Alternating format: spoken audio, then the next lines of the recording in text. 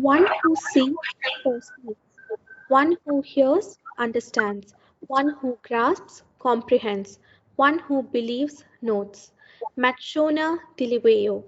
Good afternoon, everyone. I'm Feba from first year MSc Microbiology on behalf of the Microbiological Society, an association of postgraduate department of microbiology, St. Joseph's College, Autonomous, Bengaluru, cordially welcome you all to be a part of this webinar on nutrigenetics, the interplay between nutrients and the genome. Prayer delights God's ear. It melts his heart. Thomas Watson.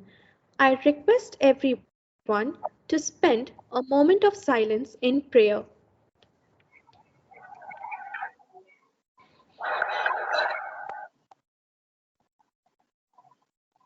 Thank you all. I now invite Dr. W. Jyoti, Head, Department of Microbiology, St. Joseph's College, to welcome the gathering. A very good evening and a warm welcome to each one of you present here. It gives me immense pleasure to welcome you all to this webinar organized by the Microbiological Society Postgraduate Association of the Department of Microbiology. The interaction of genetics and environment, nature and nurture is the foundation for all health and disease. Food and genes are constantly talking to each other, and their dialogue has an impact on many aspects of health and society, so much so that it can even lead to the birth of new scientific disciplines. The link between what we eat and what's written in our DNA has assumed unprecedented importance in recent decades, partly due to the advancements in research and techniques of molecular biology. This has led to the advent of new sciences such as nutrigenomics, nutraceuticals, nutrigenetics, etc. I hope today's talk would definitely be an eye-opener into these newer disciplines of science. On behalf of our Father Rector Swivat De Silva, Principal Father Victor Lobo, Registrar Dr. Melvin Colasso, we, the Department of Microbiology, School of Life Sciences, welcome today's resource person, Ms. Janani, and all the other participants to this webinar. Wishing all of you to have a great learning experience. Thank you. Thank you, ma'am, for your cordial welcome. I request Dr. Beatrice Sequeira, Dean, School of Life Sciences, St. Joseph's College, to address the gathering. A very good afternoon and a warm welcome to our speaker, Ms. Janani, our Rector, Father Swivat De Silva, SJ, Principal, Father Dr. Victor Lobo, SJ, Registrar, Dr. Melvin Colasso, my colleagues, dear students, and all the participants of this webinar on nutrigenetics, the interplay between nutrients and the genome. We all have heard about personalized medicine. The buzzword now that is creating waves across all sectors, transcending boundaries and spreading globally is nutraceuticals. The evolution of the concept of personalized nutrition has started to replace a one-size-fits-all approach. There is an increasing demand for healthy lifestyle, conscious food choices, and preventive health measures coupled with customization in the food and medicine sectors, leading to the overall growth of personalized nutrition. The overall goal of personalized nutrition is to preserve or increase health issues using genetic, phenotypic, medicinal, nutritional, and other relevant information about individuals to develop more specific healthy eating guidance and other nutritional products. To increase our curiosity, we have among us Ms. Janani, and I am certain we will gain a wealth of knowledge from her talk today. I wish the organizers and participants good luck and look forward to an interactive session. Thank you. Take care, eat healthy, Stay home and stay safe. Thank you.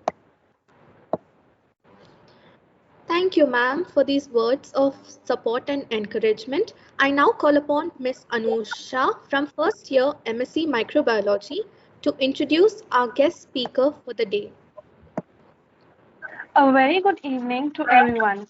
It's a great pleasure for me to introduce our speaker today, who is going to enlighten us on an extremely intriguing topic, nutrigenetics and how what we consume affects the genome. Our speaker received her bachelor's in food science, nutrition, and food quality control from Avinashalingam University, India, and further received a double master's in food and nutrition from PSG College of Arts and Science, Coimbatore, followed by master's in food science technology and nutrition from Dublin Institute of Technology, Ireland. She gave life to Genome Wellness, a young startup specializing in personalized wellness and weight loss solutions enabled by recent science of personal genomics. She is also the founder and director of Institute of Nutrigenetics, India. Ladies and gentlemen, please join me in welcoming Ms. Janani Tamilvanan. Over to you, ma'am. So good evening to all of you. It's a great pleasure in joining Young Minds so that I can initiate some kind of a spark in you to initiate and to explore this cutting edge science of nutritional genomics. And it was very apt and precise words by your dean and by your HOD, where they talk about the significance of precision health and precision nutrition. And as she said, it's going to be the future.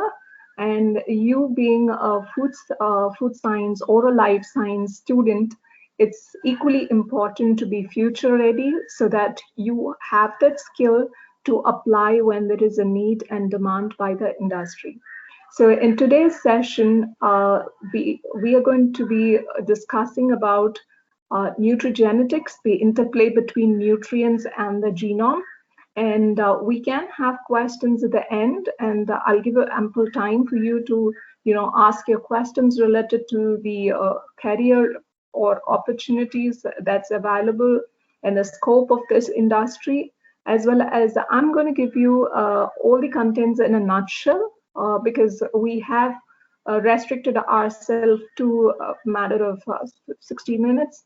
So what we can do here today is to explore along with me what is this science all about.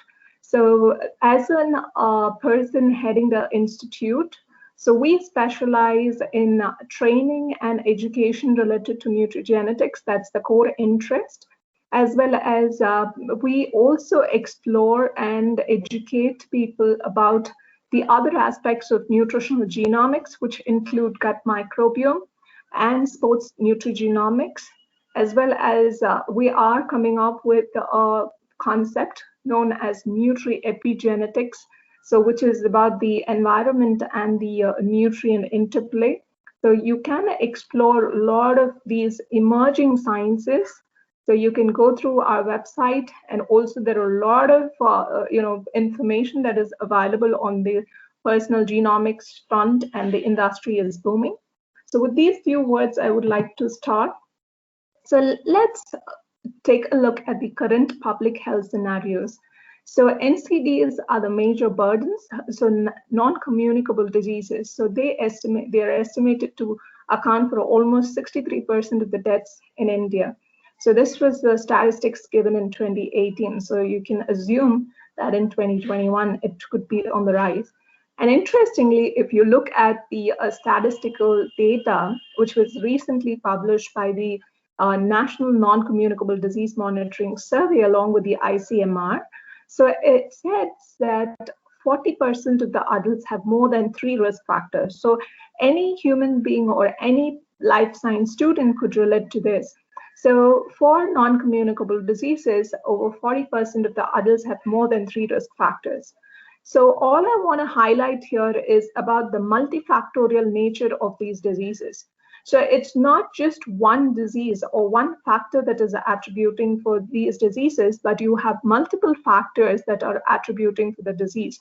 And you could see that there is only like simple reasons that we could think of that are actually the causative factors for these diseases. Daily tobacco use. We all know that smoking is injurious, but that's the main factor which is leading to the risks for NCDs. And inadequate intake of fruits and vegetables.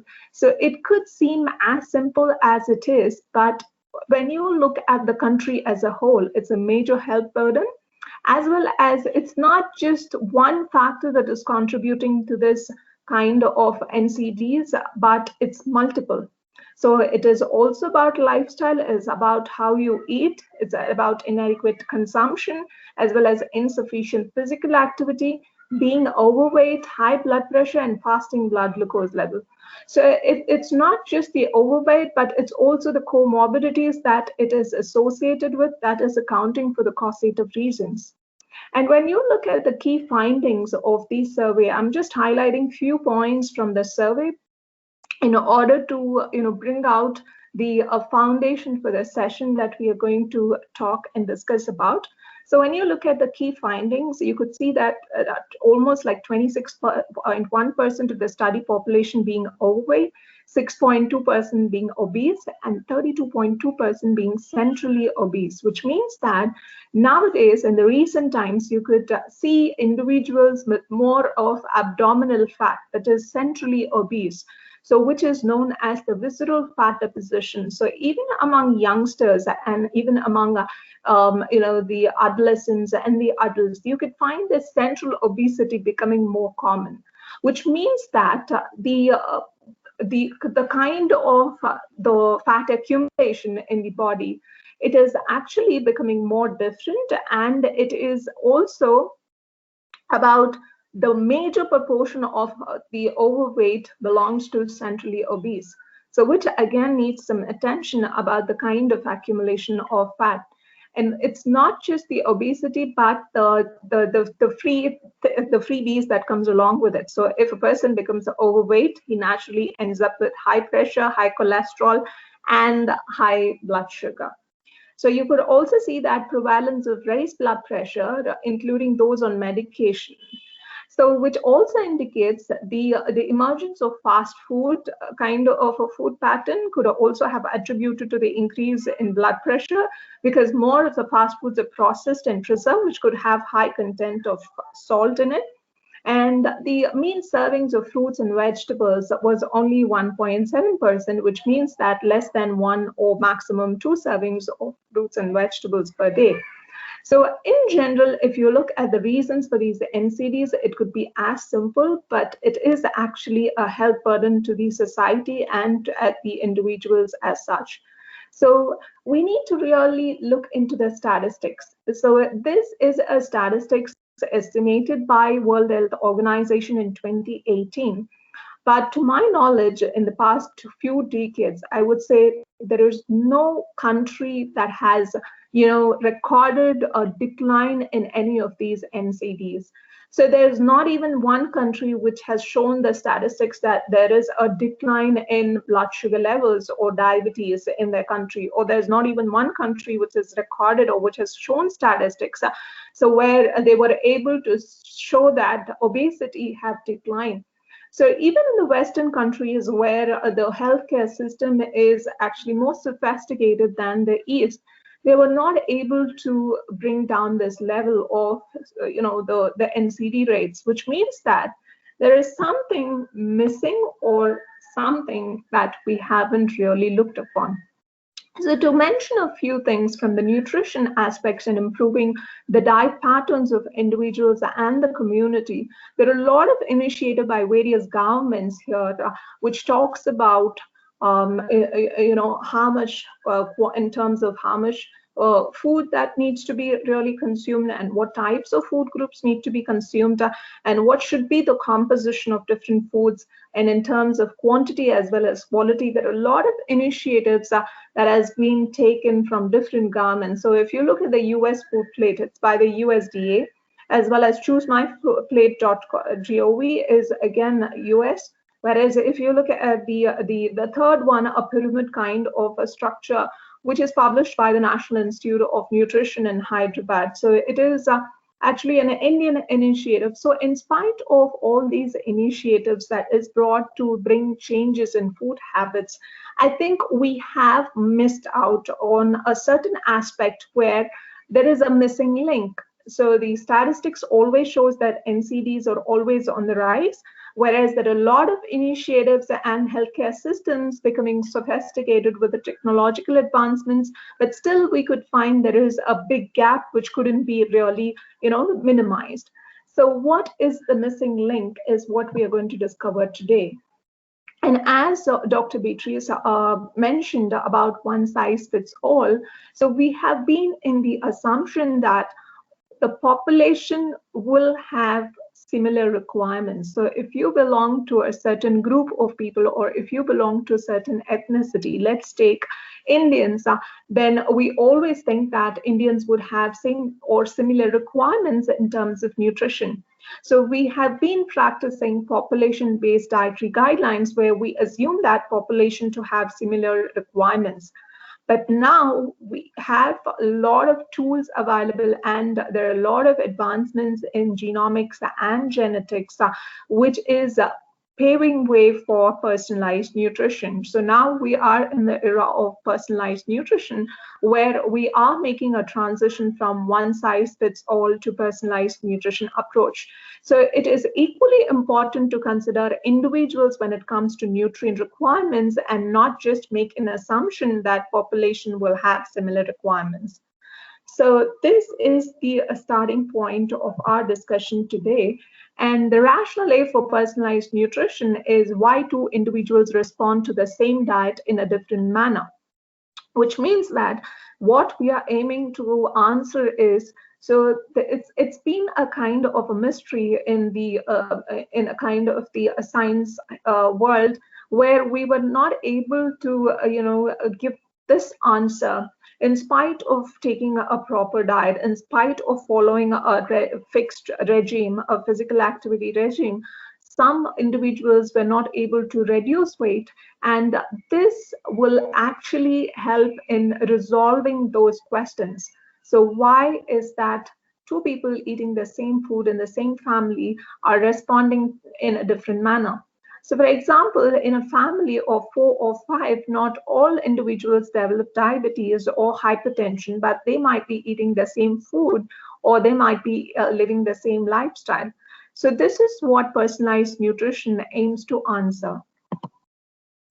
And Human Genome Project, I guess you could have probably, be very familiar with this. But this is a 13-year-long project. I would say it's a milestone in the human history. And this was able to lay the foundation of, or the vision for personalized medicine. And it was launched in 2003, and now we are almost in 2021. So it's like almost 17, 18 years from there. So there's been a lot of long journey that's happened since the launch of the Human Genome Project. So this is nothing but it's a kind of blueprint of human was developed as a result of this project. And one of the implications of the Human Genome Project is the personalized nutrition and whatnot, like we call it as nutritional genomics, nutrigenomics, or metagenomics, whatever genomics that's applied in nutrition.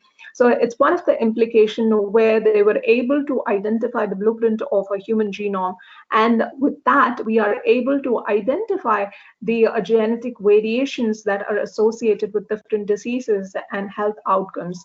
I think this made a mark in the human history, because scientists from different parts of the world, and they actually joined and then decoded the human genome. So it's just like giving a blueprint for a building. So if you have a blueprint of your college, and I think it's easier to replicate the same college elsewhere. And now you have a blueprint of the human genome, so it is actually pretty easier to design a human with the information that's available. So, and also interestingly, I would like to highlight about a company named Sionna, which is doesn't exist anymore, but it is like the company was launched in 2003, which is providing a personalized nutrition and health recommendations based on lifestyle and genetics. So it is not necessary to call this science as in kind of in an infancy or in nascent stage. So you could see that it's been 2 decades, nearly 2 decades. There's been a lot of developments and progress that's happening in the field of nutritional genomics. So now coming back to the 21st century scientific thinking, as I always say, so it is all quite interdisciplinary. So nutrition science and combining it with genomics or genetics is interdisciplinary. And you being a microbiology student or a food technology student, hearing about nutrigenetics is quite interdisciplinary. And this is what is required in the future, because I mean, everything has to be interrelated. And this is what we are understanding at a molecular level in the field of nutritional genomics. So now what we are heading to is we are just not using food to treat the diseases alone, and we are looking at to prevent disease and manage health outcomes. So the future is going to be how to use diet as a predictive tool in overcoming or delaying the onset of certain diseases. So if you look at the Times magazine, it shows the picture of a baby and it wants to know about its future. Like it's like the baby wants to know whether he is or predisposed to certain diseases which are mentioned. It is absolutely possible with this kind of genetic test where you can actually personalize diets based on the evidences, and it's also preventive, as I said. So no more the diet plans will be used only to treat diseases, but it will also be used to prevent diseases. So once you know that you are susceptible to certain disease risk in the future, so the same diet could be given in order to prevent it. So if you know that you have a risk of being diabetic in the future, or if you have a risk of Parkinson's, so it is definitely possible to take preventive action earlier in life and to prevent Parkinson's, is it not? And that's what it was triggered by the Angelina effect, as it is popularly called. So it was the celebrity when she underwent genetic testing and found out that she had a higher risk for breast cancer and ovarian cancer, because she also had a strong family history because her mother died out of it. So she did a double mastectomy, which created a stir in the US market about genetic testing.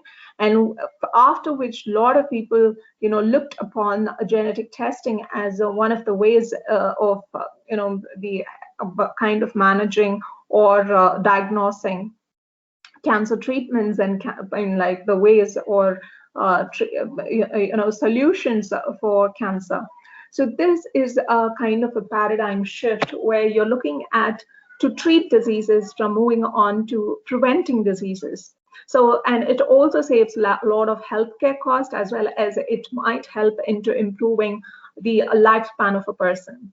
And another aspect of personalized nutrition is about it could actually overcome a lot of bias, because we usually brand certain foods as really bad and really not good for health.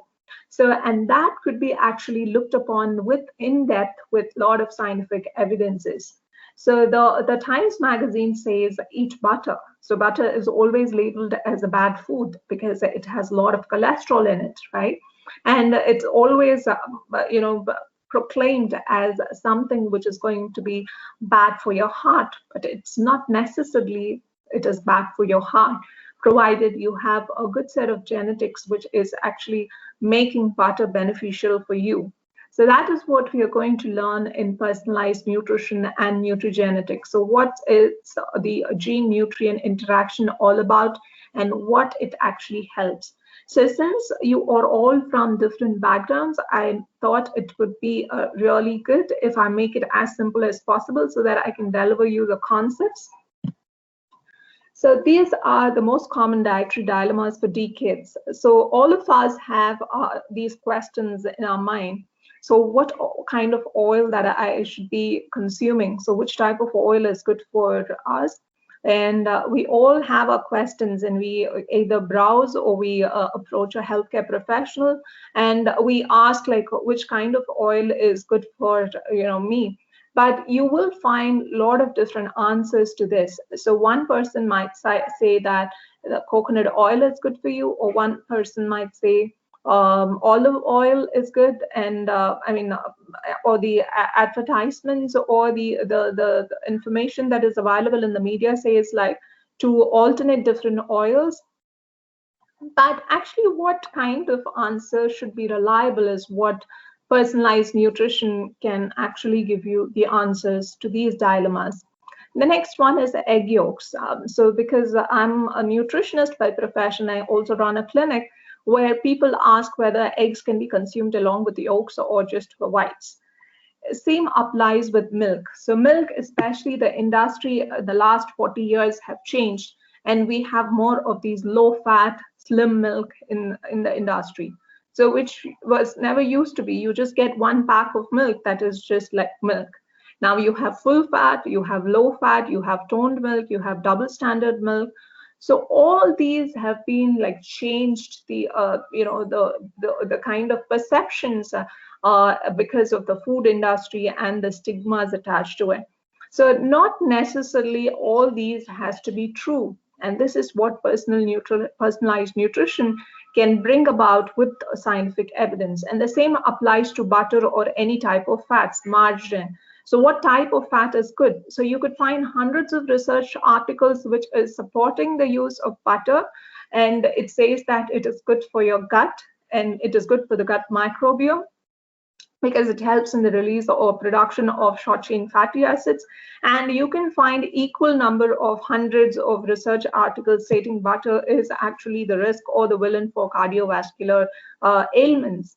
So the same applies to caffeine. So caffeine is actually used for improving athletic performance, where it is actually shown as a kind of a beneficial food substance, whereas it is also portrayed as something which could lead to high blood pressure and high cholesterol, as well as a risk for cardiovascular complications.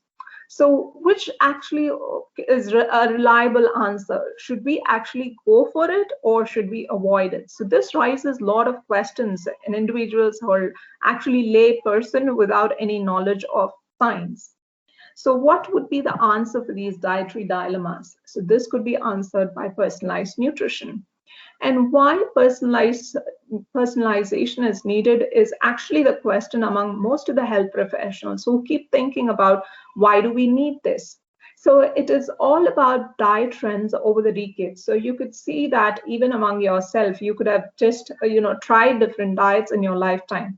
So you could have tried detox diet, or you could have tried GM diet, you could have tried keto diet or paleo diet or whatnot. So there are lots and lots of diets which have come and it has passed by.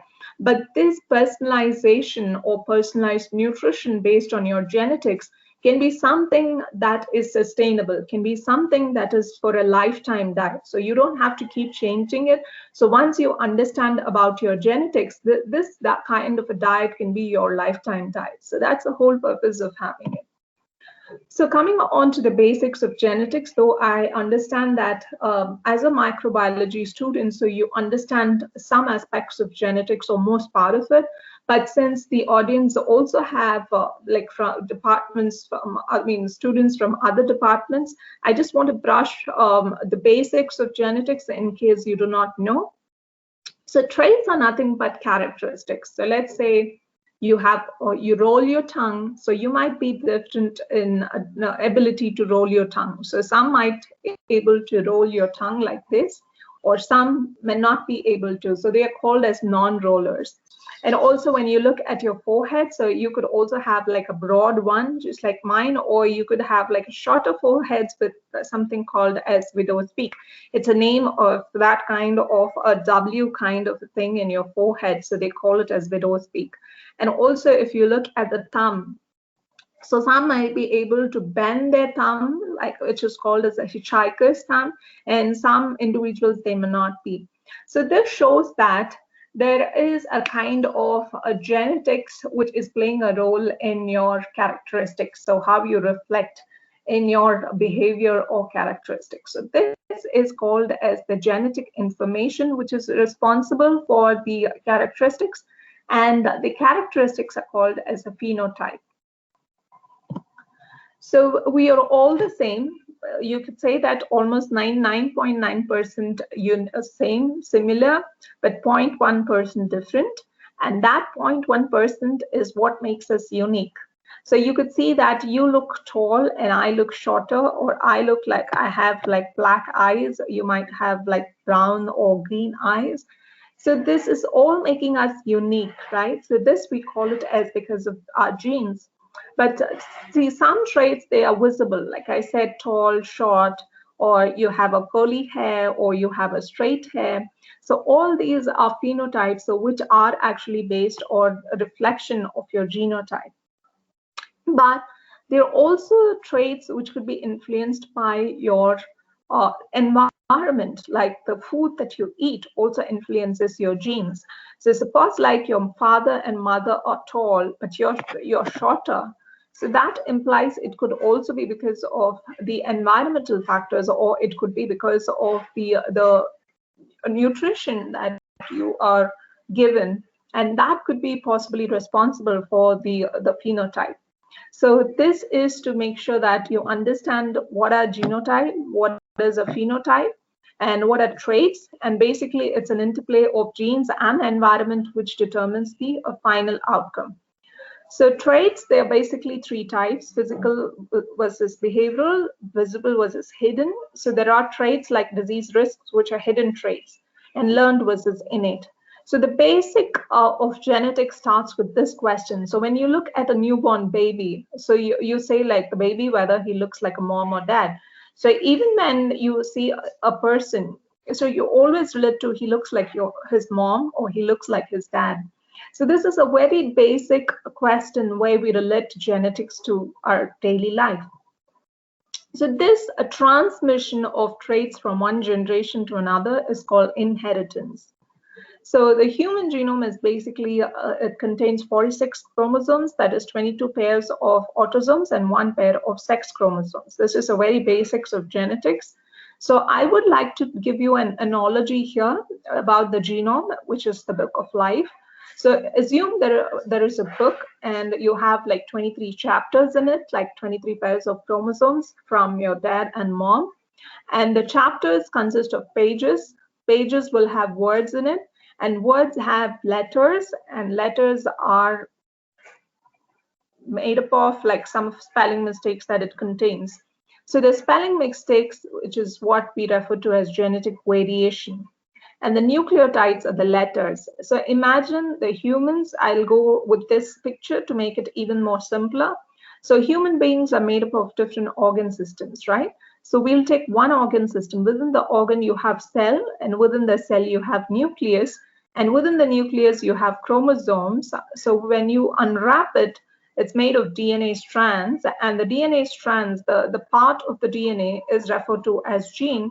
And there are quite bases, A, G, T, C. And these bases are called as nucleotides. So these nucleotides, when they have a kind of a substitution or a variation, then that spelling mistakes is called genetic variation. So you have the genome, the book, as well as the chromosomes, the chapter, and DNA, the pages, genes, words, and nucleotides are letters, and spelling mistakes refers to the genetic variation. So when you have one base pair substituted with another, it's called as the genetic variation. So I hope we are going to learn more about the spelling mistakes, that is the genetic variation, in today's session, which is actually the bottom line of nutrigenetics. So we call it as SNPs, or single nucleotide polymorphism, which I'm going to be talking in depth in the later slides. So why are we actually more concerned about the genes? So let's say you have a cookbook which has a collection of different recipes, and you assume that cookbook to be a DNA which has a lot of genes in it, and you pick up one gene of interest, and that gene will have instructions to make a recipe. So in the case of the gene is making a product which is called as a protein. So the main function of the gene is to give instructions for making a protein, which is, we call it as central dogma of life. So you have a genome which consists of DNA, and the DNA has segments of DNA are called as gene. So here you have a cookbook and it has a recipes, and you just pick up one recipe of interest. Likewise, you choose one gene of interest, and that will be responsible for making one recipe that is called as a protein. So here, the end product not only depends on the recipes, but it is also about the ingredients used, quality of the ingredients, cooking utensils, taste preferences. Likewise, it's not just the genes. So we need to really understand genes doesn't mark your destiny, but it is always a combination of genes along with the environment, like your diet, exposure to the pollution, your exercise, and the aging process. It will influence your final product. So just because you're going to have a different variations or a different ingredients used, you will still have the protein, but the final product is going to be different, or the final outcome is going to be different. So first one is ingredients used, quality of the ingredients, and the cooking utensils. So what we mean by this is, so you might have a genetic variation. So one nucleotide could be substituted with the other, but it is not going to affect the overall outcome. Let's say you're going to have like an apple pie. If you don't have apples and you have pineapples, you can still make a pie, but it will be a pineapple pie. Likewise, a protein is definitely going to be formed as the end result of the translation and transcription process. But only difference is the combination and the quality of protein matters, and that's going to be different. So here we are emphasizing the point that it's always the gene environment interaction, or in particular about the gene nutrient interaction, which is going to determine your final outcome of health or disease. So let's assume the different kinds of DNA sequence differences or different kind of genetic variations. So one, we call it as SNVs. As I told you, you imagine there is a DNA sequence in one individual, like in yours, it's arranged like the first one. And in the second one, it's arranged like it's mine, that it is arranged. So here the A nucleotide adenine is actually substituted with guanine. So this refers to as a spelling mistake, as we just commonly call it. So this is actually making the difference in how you and me look different, in the way how you and me respond to the same diet in a different manner. And this we call it as SNPs, single nucleotide polymorphism. That is, one nucleotide is substituted with another nucleotide. And it is not just this kind of a variation that exists in the human genome, but it's also something like indels, that's insertion and deletion polymorphism, where one nucleotide can be substituted with many, or one nucleotide can be actually without none. So in this case, what we are more concerned is, I said we are almost like 99.9% similar. So you have five fingers in one hand and 5 fingers in the other. And almost all the human beings, except few exceptions, we have like 10 fingers and 1 nose, 2 eyes. So it's almost like 99.9% similar. But how we are differentiating ourselves is because of the 0.1% difference, and that is attributed by these SNVs or SNPs, single nucleotide polymorphism. So spelling mistakes here. So we all know the spelling for apple is APPLE. So here, this is the spelling error which alters the meaning of it.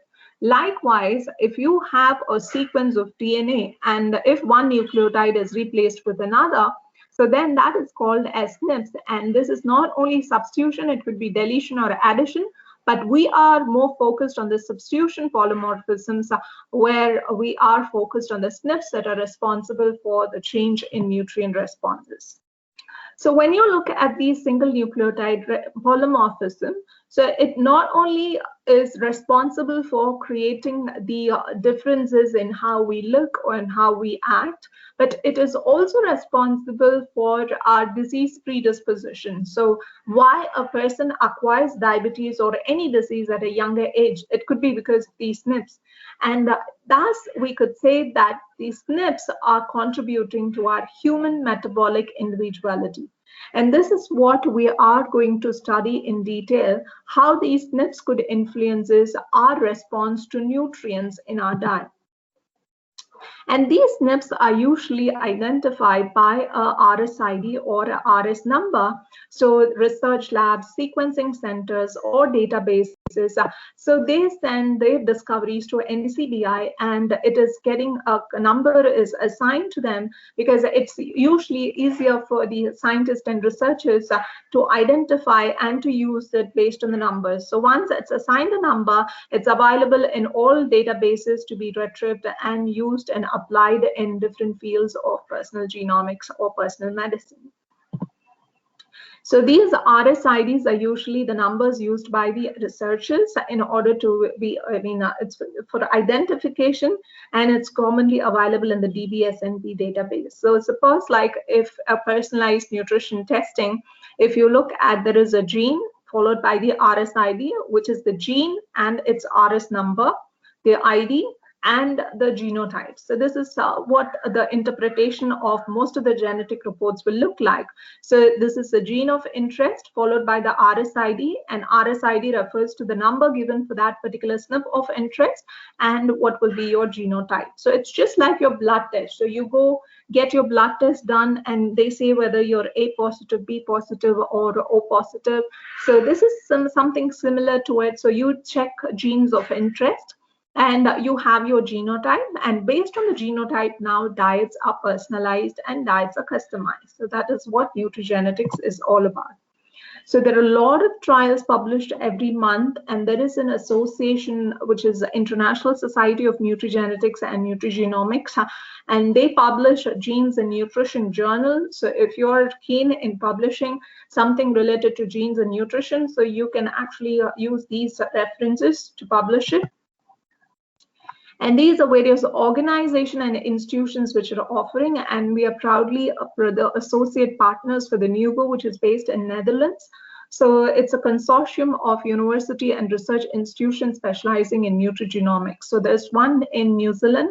So it's an association. These are all active organizations. So there are few which are not really active now, but these are few which constantly does engage the members in different kinds of activities. So you could actually check out these organizations. So now coming on to nutritional genomics. So it is a targeted nutrition approach. So initially, as I told you, we always assume the population to have a same requirement, but we are moving away from that because we feel that individuals are unique and we need to really cater to their individual needs and requirements. So that is what nutritional genomics is all about. So there is a distinct difference in the interaction between food and genes. So if you look at food, how it is affecting genetic components, it is referred to as nutrigenomics.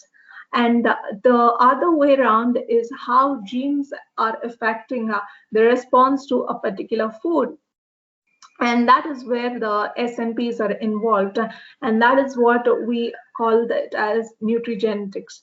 Though nutrigenomics and nutrigenetics goes hand in hand, and it is covered under the bigger umbrella nutritional genomics, so there is a distinct difference between the two, and we need to really look into what sort of the interpretation has to go in order to understand between nutritional genomics, nutrigenomics, and nutrigenetics. So we don't stop at just finding out the interaction, but we also look at how the interaction between the gene and food is influencing health or disease. So I would like to give you an example. So to just quickly sum up, nutrigenetics is a study of how variation in the gene may influence the way we respond to a certain food, whereas nutrigenomics is the study of how effect of diet on the activity of an individual's gene expression or gene function. So now explaining about the concept of gene environment interaction with a health pendulum. So as I always said, it's not just the genes, but it's always the interaction between the genes and the environment which actually determines your overall health.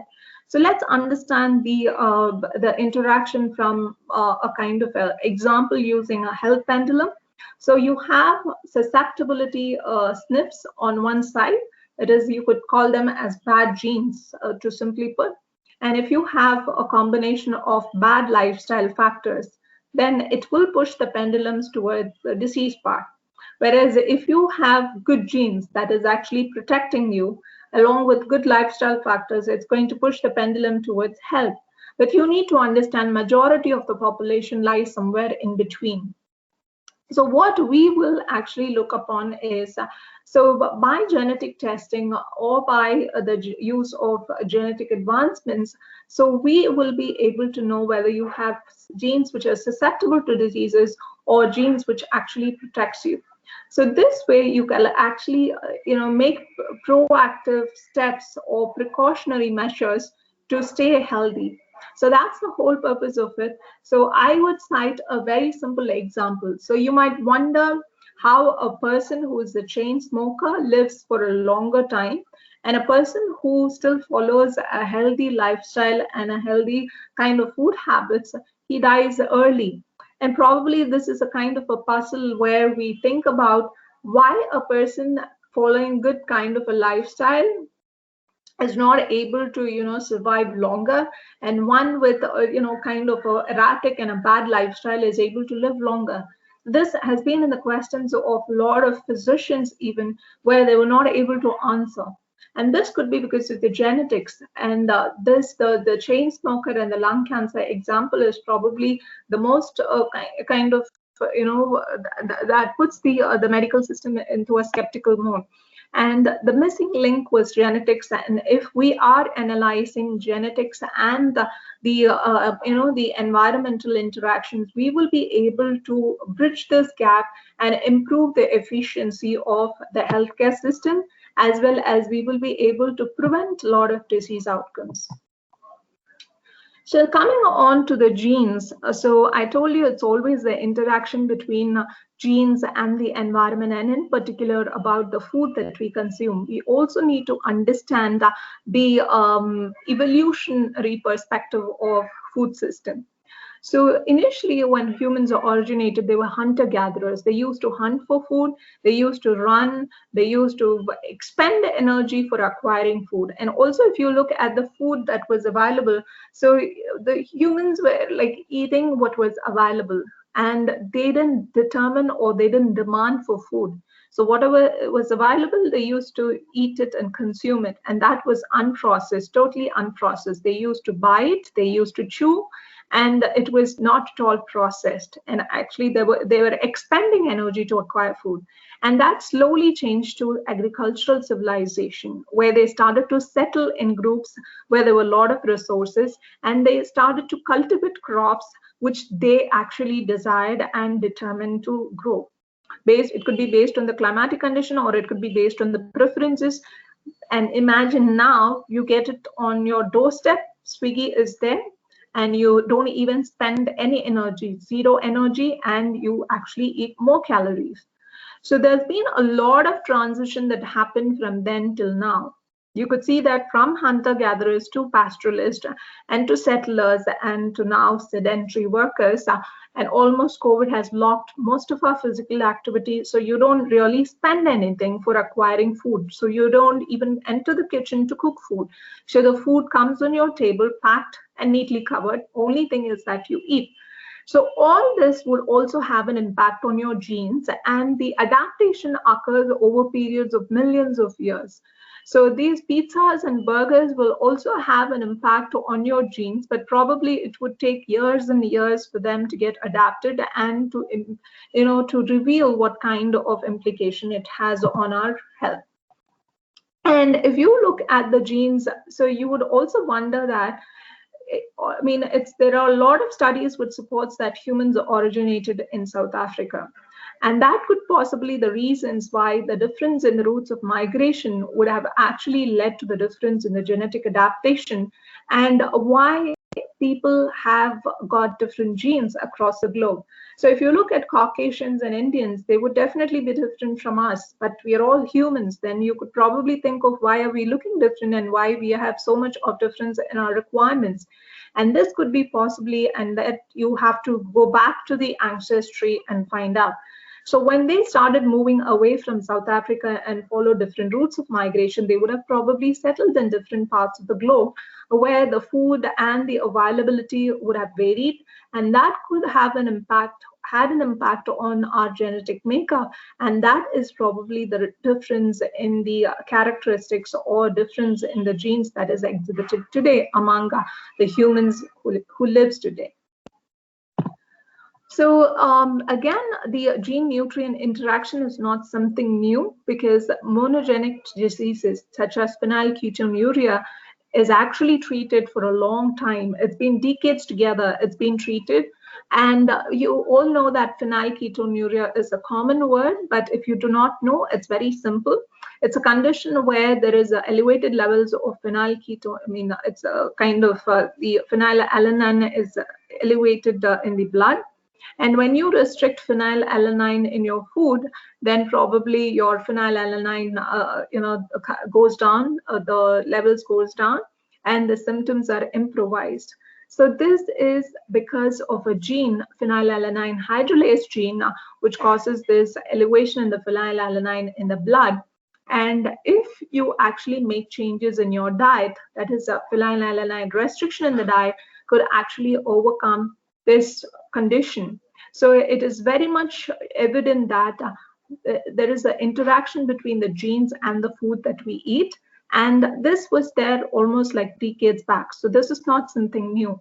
But what is something new is we are looking to actually prevent and to manage diseases that are polygenic in nature, where there are multiple genes that are involved. And that is what brings challenge to us.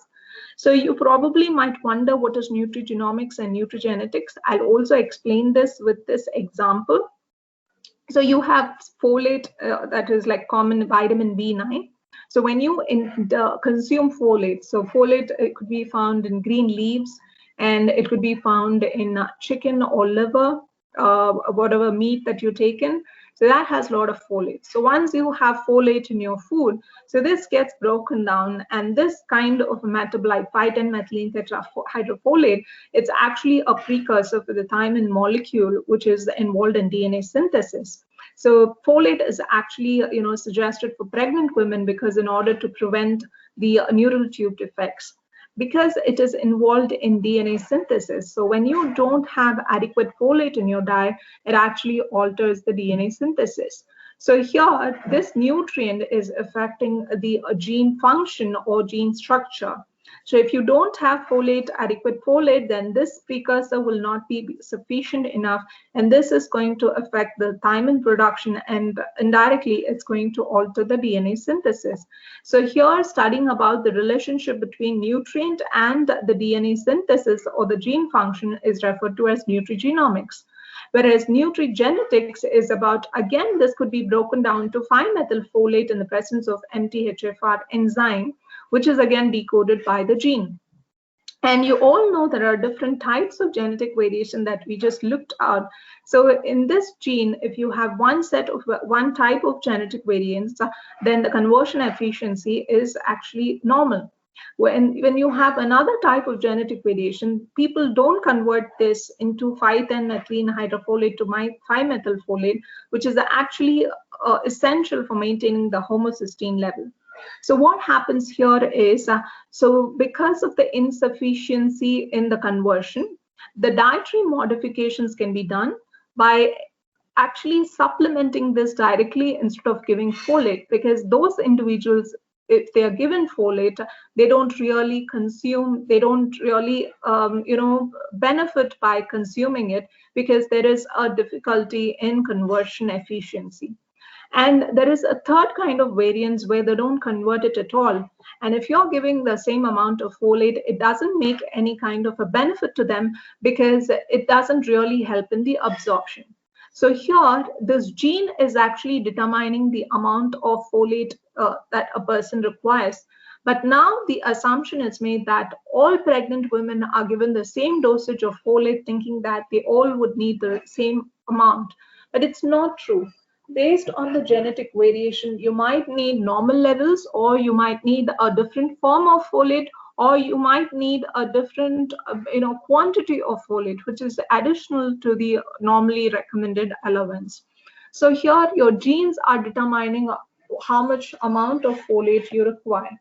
So this is what nutrigenetics is all about. So your diet will be different based on your genes, and this is what nutrigenetics is aiming to. And it is not just a cooked up recommendations that we give, but we go through a lot of research articles. So here is an abstract that I've given it for your reference. So this is like, this polymorphism was associated with decreased enzyme activity. So what you're doing is you're finding out which genotype has what kind of activity, and you're differentiating the groups of individuals based on the genetic makeup. And based on this, you could always define and personalize their diet based on the genotype. So this is done by understanding the molecular pathway of folate metabolism.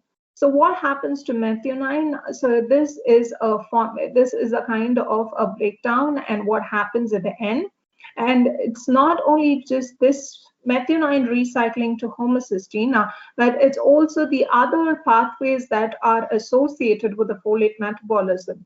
So just don't stop with giving folate-rich foods to people who require that, especially pregnant or individuals who are looking out for conception. But there are also other nutrients which are involved in the metabolic pathway, which needs to be really focused on and given here. So what we are doing exactly is, rather than giving a population-based advice, just telling them to consume 200 mg of dietary folate, we are grouping them or identifying individuals based on the individual genetic makeup and categorizing them based on their genetic makeup. See, there's a CC genotype, decreased enzyme activity, CT genotype, normal enzyme activity, and TT genotype, minimal enzyme activity.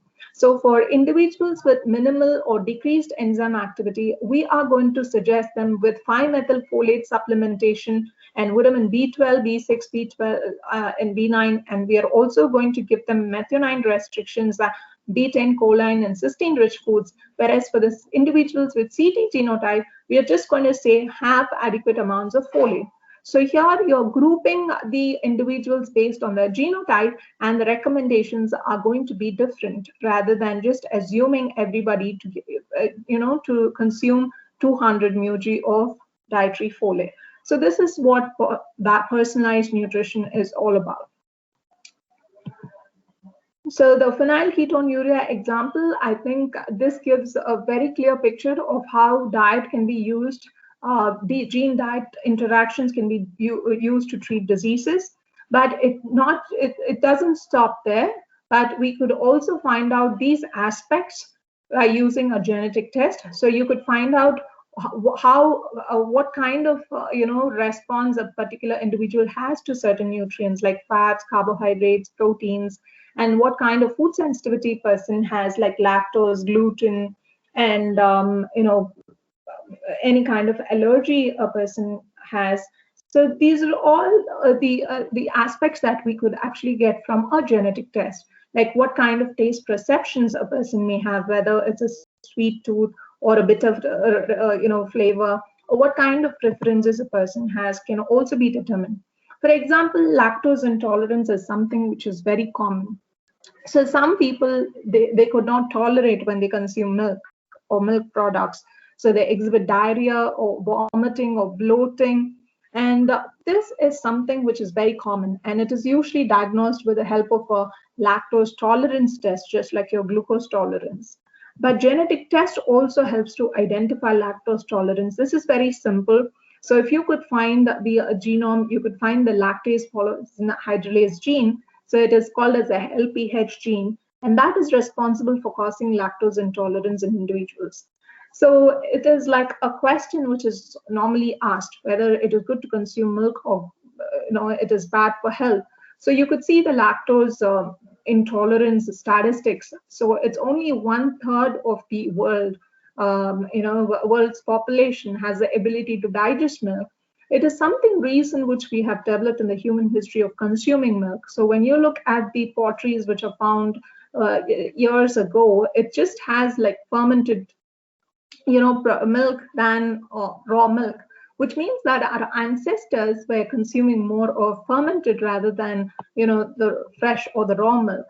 And I've also taken a study from Indian population where it says that the mostly North Indians were able to digest milk, so where they're lactose intolerant, whereas more of South Indians and Western Indians, they are lactose intolerant.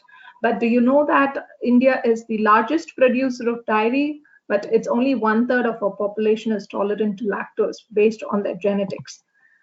So what we are trying to say by in the personalized nutrition industry is don't go by the generalized nutrition recommendations. So here is like according to the study where I showed you the difference even within a country. So here having a pyramid and then saying like 2 to 3 servings of dairy might actually be misleading for people who are lactose intolerant. So it is good to identify people based on their genetics and then give them appropriate recommendations.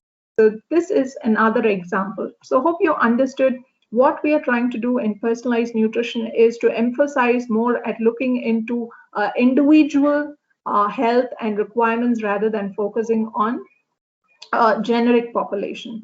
So again, when we talk about the genetic adoption of fatty acid metabolism, so I asked you like what type of oil is good for health is probably the most asked questions among individuals. So here we could find that like there is a difference in the fatty acid metabolism among the global population. If you see that the Americas, so they're poor in conversion of a particular kind of fatty acids, whereas the East Asians, the Asians, and the Africans are excellent converters. But just don't look at the current scenario, but you always connect the ancestry to it, where the Americas, they are mostly the Red Indians, the hunters. So they used to hunt for food. They never had any plant foods when they were like hunters. So that could possibly be the reasons why they're not able to convert any plant-based fats today. And they are actually termed as poor converters. So those who are not able to convert a particular type of fatty acids. So they are termed as poor converters, and they tend to carry more of the C allele. So whereas here in Asians, even in today, Indians predominantly more of the majority of the population are vegetarians, or they don't eat non-vegetarian, the animal-based meat as the Westerners, but they do have a lot of meat in their diet. But still, there is a kind of majority having plant-based foods. Even the non-vegetarians, they include a lot of plant-based oils and plant-based foods. So here what happens is that the gene-nutrient interaction with this particular gene is it actually converts. So whenever you consume plant-based oils, it is actually converted to EPA and AA in your body using these enzymes. So if you have this allele, then you are good at converting the fatty acids from plant-based oils into the EPA and AA. Whereas when you have C allele, you don't do this. So what could be the answer for this is, so if you have A allele who are good at converting the plant-based oils, so they could be suggested with any kind of plant-based oils, whereas C allele carriers who are not good at it can be actually given more of fats from animal sources, which has EPA and AA as a direct source. So it doesn't need to get converted into EPA and AA. So this is a kind of difference in the recommendations that we give. So instead of asking which oil is the best, so which oil is good for me could probably be the good question, because oil may be good for me, but not good for you. So it is not the food that is good or bad, but it is more about the fat or the food that is good for you or not good for you should be the perspective. So now what we are doing is combining the genotype and the phenotype information in the dietary practice. So we used to do the anthropometric, biomedical, clinical, and dietary assessment, which we call it as ABCDs of dietary assessment. But now on, we are also including G as genetics in our dietary assessment.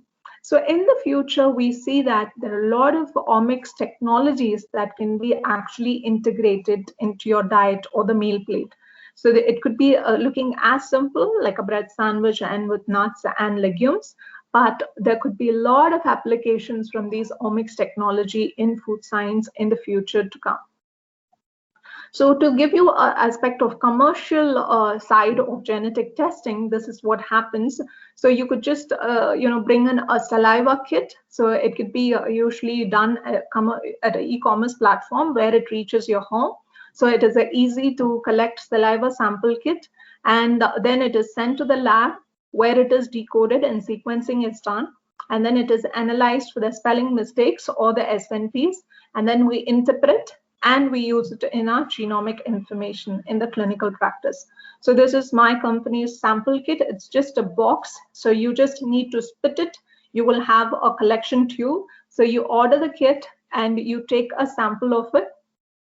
It could be collected from saliva or blood or a cheek swab, and then you just post it. So then what we do is determine the sequence, that is the base pairs.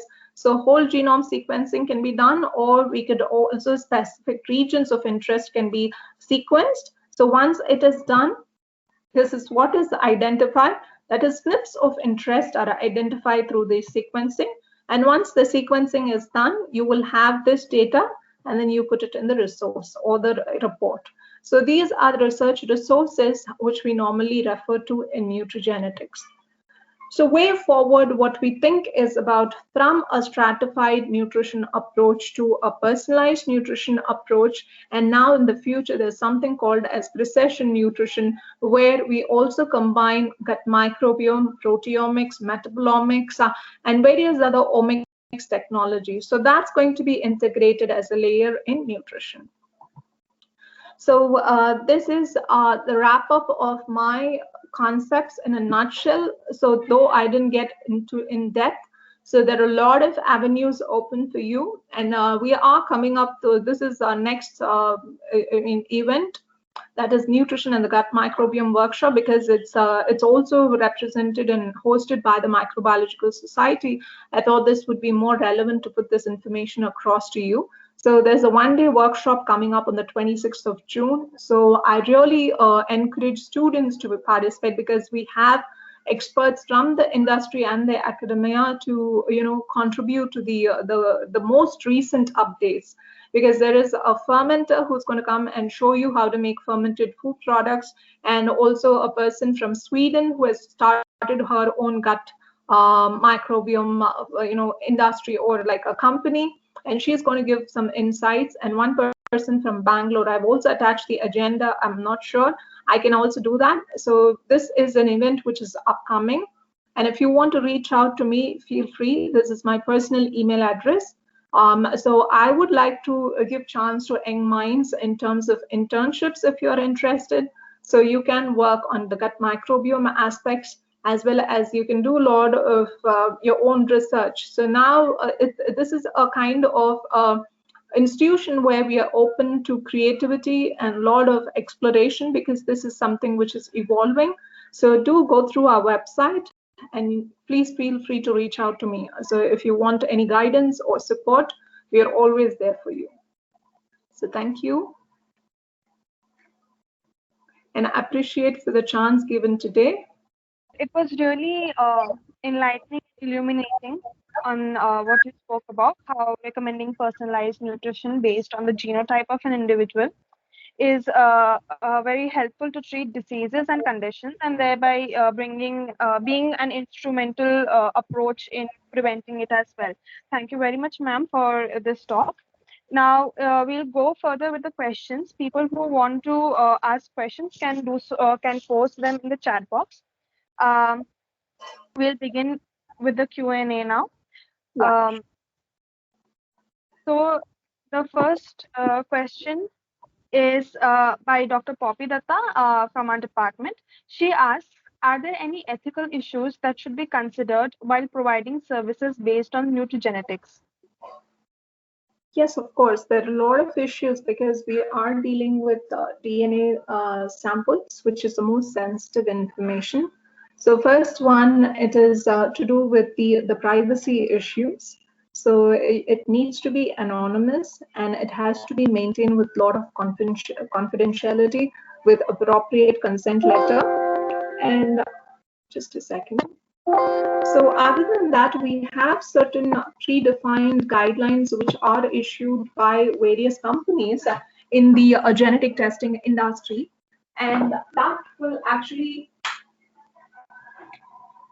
so we always have a disclaimer that goes along with it. So ethics also has to do with the use of information in the research.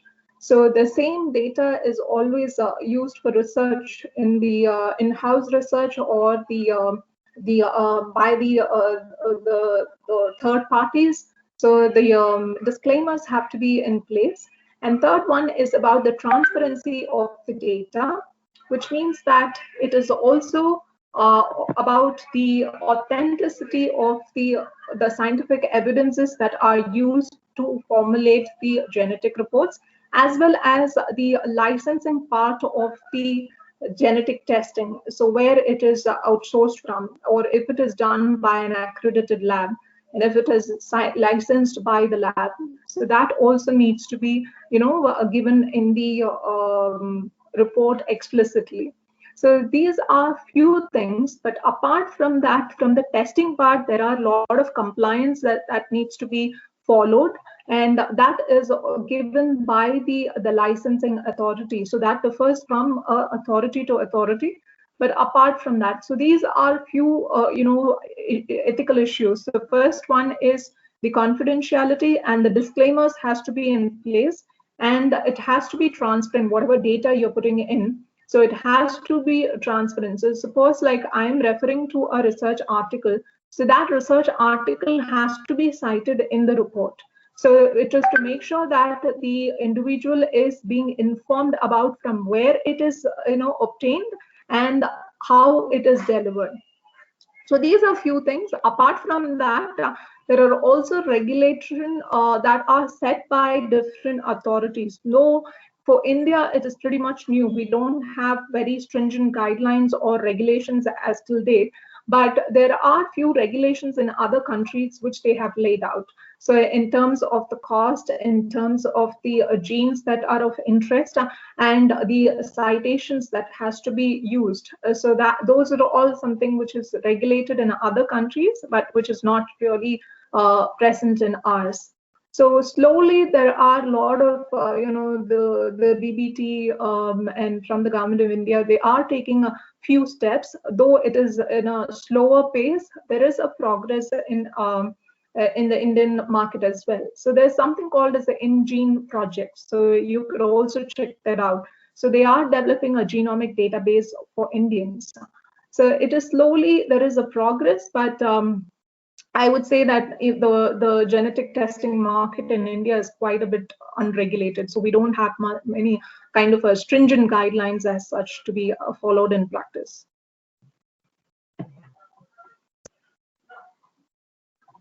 Thank you, ma'am. The next question is by Ms. Sharmil Kaman Prabhu, who is also our faculty from the department. She asks, nutritionists are advising to eat locally grown foods instead of superfoods which come from abroad because our bodies are more suited to our local food and environment. Is this true? And how do you think health of Indians will get affected with the rapid globalization and change in the kind of food we eat? Okay, so this is again to do with the personal makeup, because as you all know, globalization is something that is inevitable, and also people are migrating. So it's not only the foods that are moving around across the globe, but people are also moving. So the traveling has become a trend, and it's part of a lifestyle now. So nobody sits at home at one point. Like even the IT industry have changed, and mostly people are traveling for official as well as for vacation. So the exposure to food doesn't really is a major factor, but when you are continuously or consistently exposed to a particular food. Let's say when people migrate from India to the US, so the kind of foods that they are accustomed and exposed, so that will change for generations together. But again, globalization, we can't say it will have a particular kind of impact in individuals, because that again is going to be different, what kind of foods you're exposed to and how frequently you're getting exposed to. But it's always good to go with the locally grown and seasonal food, because that is what is the food where, I mean, where you live. So that could be, again, it would be generalized. So because we are talking about individual nutrition, so it is always good to stick with a locally grown and seasonal variety, but nothing as such can be, generalized saying that this is good or bad. Maybe like mangoes are good for one person, might not be good for another person. So we can't generalize saying it's going to be good.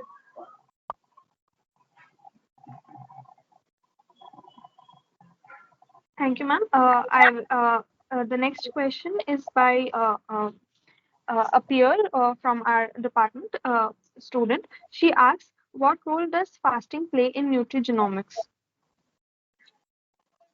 Fasting plays in nutrigenomics. Fasting would definitely play a role in the genes, because there are certain genes like FABP and PPRG group of genes which plays a role in fatty acid metabolism and carbohydrate regulation. And there is no definitive way in which fasting can regulate nutrigenomics. So if we are talking about individualized health, a person's response to fasting, so that will be again individualized. Another thing is fasting is always good. So there is an interesting concept called as thrifty gene concept. So there are certain genes which were once advantageous for humans, and now it's actually becoming more harmful. And especially the genes that I mentioned, so they were actually the energy or the survivor genes, which we often call it, because in the times of food shortages, these genes are acting as the food storage genes, where they were able to store energy and release whenever it was required. But now, in the time of food abundance, all these genes are actually turning into more kind of a villain, because you don't have to store, but the genes are doing the same functions. So it is actually, when the person was born and what kind of exposure that person had during pregnancy and during early childhood, and that would also actually determine the outcome. So fasting is really good because it helps to use your energy in a much efficient manner. But it is, when it comes to nutrigenetics, it will be more of individualized approach, or the individualized decisions that will play a role. But thrifty genes are actually could fetch you a lot of details about how fasting and genes are interconnected.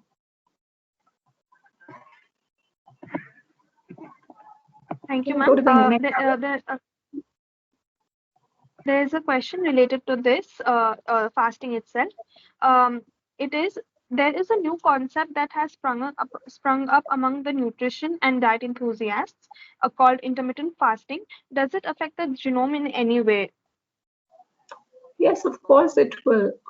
See, there is also something called as a chronotype nutrition. So it is the timing of the meals that could actually influence your genes, as well as the time you sleep also affects, and as well as the 18 to 6 window that's established in intermittent fasting. So that will also play a role. But whatever you're doing now for a couple of days or months will not have much bigger impact on the genes. So as you could see, all the changes in the genes or the genetic adaptation happened over millions of years or 10,000 years. So you can't actually expect the genes to change or genes to get adapted, but definitely the outcome in the type of disease or in the type of the health outcome. So suppose if your blood glucose are progressing really well after intermittent fasting, so probably that is because of it is changing the gene expression. But you can't definitely say it's because of fasting, because it could be because of the lifestyle, like physical activity. It could be because of proper sleep. and it could be because of the food that you take within the intermittent fasting period. So you can't definitely say it is the intermittent fasting which is affecting the gene expression, because there is no way that we can say. But because with the phenotypic differences or with the phenotypic changes, we can always say whether intermittent fasting is good or bad for that particular individual. Thank you, ma'am. The next question is, what would be the influence of microbiome on nutrigenomics? Influence of microbiome, that's a good question. See, these are all interrelated. So when we look at the genetics of the microbes which are in the gut, and what we are consuming has an effect on the genome, it's quite complex information that we are arriving at. So far there are quite a couple of industries, the companies that are coming up that analyzes the gut microbiome data and the genetic data of an individual to arrive at personalized diet solutions. But we are still kind of evolving. There is nothing much that's been established that this is the way, but there is definitely a kind of interaction that would take place with the human genome and the microbial genome, which we call it as the gut microbiome. And but there are no definite pathways or relationships that are established that this is the way that a microbiome is affecting the nutrigenome. But what has been established is there are few things like probiotics, prebiotics, and how it is affecting the human gut microbiome. Is there are quite a good number of scientific literature evidences which proves that how it is mediated. For example, if you're taking ghee, it releases a lot of short chain fatty acids like the butyrate present in ghee, and that is actually quite it actually helps in reducing obesity. So this is something which is established, proven. And also the probiotic, like there are a lot of strains which is like present in individuals, which could be good or bad, and what kind of foods can be taken is established. But the relationship or the pathways are not established. How gut microbiome will affect the nutrigenome, because it's only the 2% of the human genome is decoded, right? So the rest is still undiscovered. So you may not be able to give answers to all the questions, but it's coming up in the future. There are a lot of things that are happening in this industry. So you could check out the gut microbiome papers which have recently come up. So that could give you possibly a good overview of the interactions.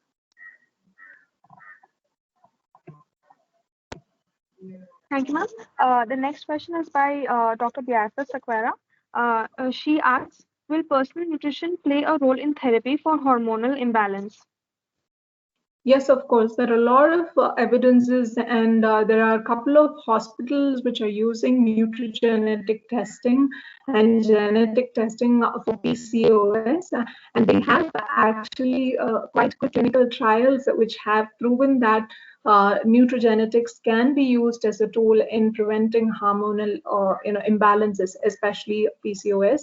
So it can be used in the future, provided we need a lot of research, especially research in the Indian population, to prove and to validate these data. So what we are doing right now is we are taking information from the Caucasian data, from whatever data that is available. But if we want to further progress by using the information and to validate the information, we need proper research to strengthen our results. Because like we are using Caucasian data, we really don't know whether that is actually helping us out in solving the issues here. But it's quite, there are good examples of using it. A student asks, is there a genetic reason for development of food allergies? Is it heritable?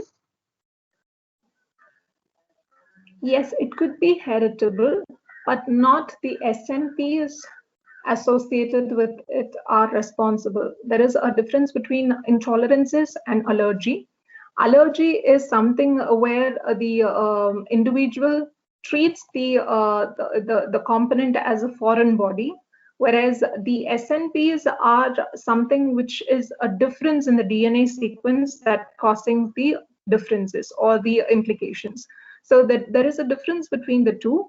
When you ask me if there is a connection between nutrigenetics and allergy, I would say it's not established, because allergy is totally a different concept and intolerances are a kind of a different concept. But there could be definitely a possibility of a gene associated with allergies. So there is nothing that genes are not related to, because everything is decoded in your genome, and that is only you're exhibiting as a phenotype. And allergy is one such phenotype. But especially when it comes to SNPs, so SNPs are not related to allergy, and you could definitely search for sensitivities or intolerances that are diagnosed through SNP genotyping and not the allergy tests. So allergy tests are totally different, and they follow a totally a different kind of testing procedures. So they follow the antigen antibody reactions, and they diagnose based on it, but not on the SNP genotyping. So, ma'am, I have a question. The question is like, for example, if a person is a chain smoker, is there any chances that his or her gene can get adapted to it in future or something like that? Adapted is not the right word.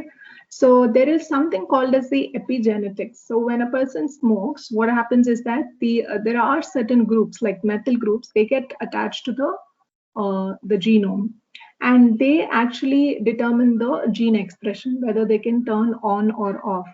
So if you have a gene that is protective against these external exposure, what happens is that they don't turn off certain genes, and that is the reason why a chain smoker can live for longer life. So the genes doesn't get adapted to the smoking habit or the tobacco, but instead what happens is that either you can have a protective gene, or the methyl groups that are actually attaching in your genome in the DNA sequence, they are not actually sufficient enough to cause a damage to the gene expression. There are a lot of possible ways. So probably a smoker can have a proper lifestyle. So maybe he is good at something else. So maybe he is eating proper food or getting good sleep. That is the reason why it is making it so complex. But when you actually talk only about smoking and the genetic adaptation, I don't really get the point of genetically getting adapted. But what happens is when a person smokes, the methyl groups that are generated as a part of the smoking gets attached to the DNA sequence, and then they will actually change the gene expression. So either they can turn off certain genes or turn on certain genes. So while they do this, if they are not turning on certain genes, then it can lead to a protective nature which actually protects them. In certain cases, when a person is getting predisposed to cancer at a much younger age, in spite of following good lifestyle, so what happens is it is more of he has a kind of genes which are predisposing him or making him susceptible to cancer, which means that the oncogenes are silenced on, or like it could be silenced off tumor suppressor genes. So when there are certain genes that are turned on or off, that only can cause the disease outcome. So it is though the phenotype or the habits, but it is actually whether the genes are turning on or off determines the final disease outcome. Can you be more specific about your genetic adaptations? So you said the gene getting adapted. So what do you really meant by that, like adapting? So, like, what I really meant was like how we have antibiotic resistance and stuff. For example, if we give a drug and bacteria gets resistant to it in some time, is it possible that our genes also might change in a certain way so that, even if you're a chain smoker, you're protected in some ways? Or Okay, is there any possibilities as such? Okay, so genes changing here refers to actually the gene expression. So it is the functioning of the genes that are changed. and that are changed by either the exposure to certain environmental factors, which also includes your food or your smoking or alcohol, whatever it could be. So changing, it doesn't change. So the DNA sequence doesn't change. The sequence will remain the same. And gene expression could only change. So resistance is something different. So resistance gets developed over a period of time. Immunity develops over a period of time. But gene expression, it happens by the interaction of food or the external environment. So we always refer to the expression on the functioning, and also even the changes will be inherited. So suppose, let's say a father smokes and he gives an offspring, and then the generations will carry those metal tags. So which we call it as, it is not just what you eat right now, but it also determined by what your mother ate and what your grandmother ate. So these are something which are inherited, these habits and the effects. But as you said, resistance and inheritance are something different. And gene expression is like, it doesn't happen on the spot. And we can't say this is the reason for the gene expression, because it's quite complex. Am I clear, or did I confuse you more? Yes, ma'am. Ma'am, I have another question. Can I ask? Sure. Ma'am, like for example, if a person eats food like way too frequently, for example, if a person likes chicken and the person eats chicken like 3 to 4 days in a week continuously, do you think that there will be like, will it cause any mutations, or like will there be any effect in the genetic level if a person is having a same kind of food very frequently?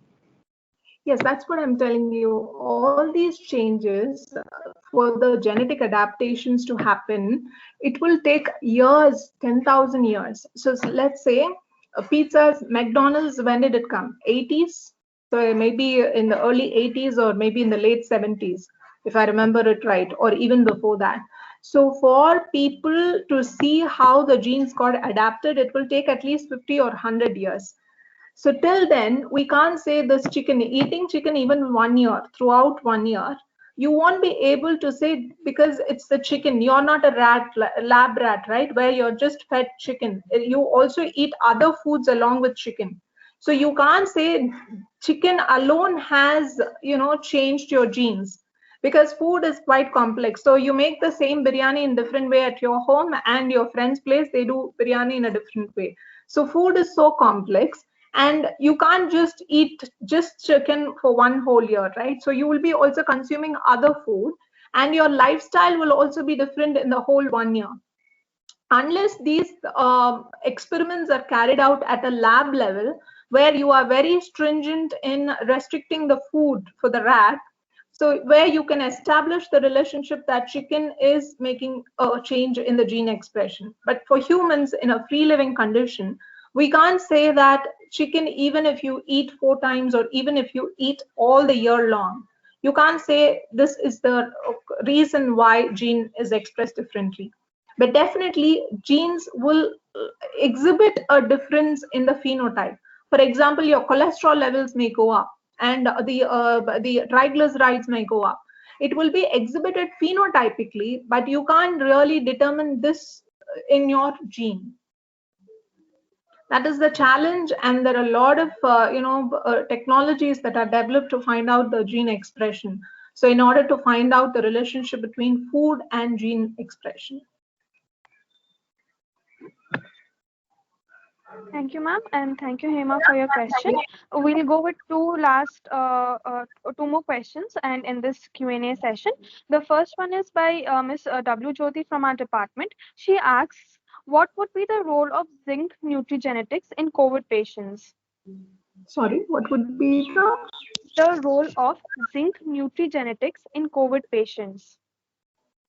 Okay, zinc nutrigenetics. See, there are certain genes that are involved in zinc metabolism, and the genetic variations are responsible for transport, for absorption, for metabolism of zinc, and which will vary from an individual to individual.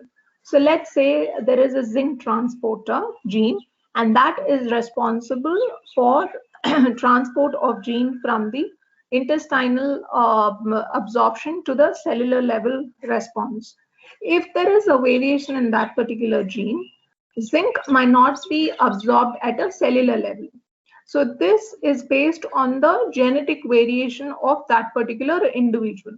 So those variants might be susceptible to COVID is what there are certain studies which talks about. So we can't generalize saying that zinc is good for one person or zinc is bad for another person or it is beneficial for all individuals. But based on the genotype, we can say that if the zinc transporter variant is actually efficient, it will help to build immunity, or it will actually, help in protecting you against COVID.